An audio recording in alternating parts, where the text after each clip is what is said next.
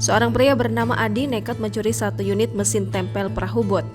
Aksinya itu lantaran dia tak memiliki uang untuk membeli biaya pengobatan sang ibu. Namun kini Adi telah dibebaskan oleh Kejari Sabang.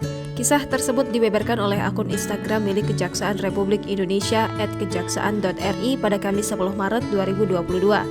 Nekat mencuri demi pengobatan ibu. Dalam video yang diunggah tersebut dijelaskan bahwa Adi membutuhkan dana untuk biaya pengobatan ibunya. Sang ibu tengah sakit dan perlu menjalani rawat jalan.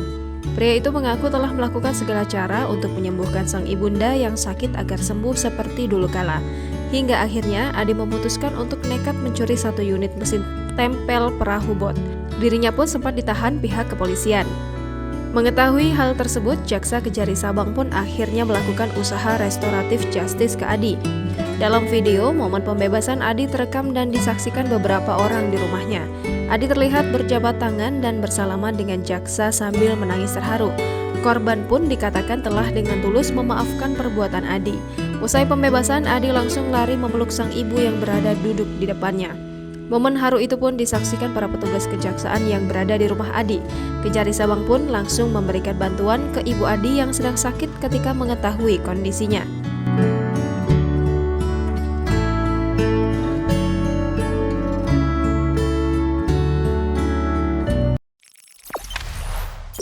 Jangan lupa subscribe, share, komen, dan like ya!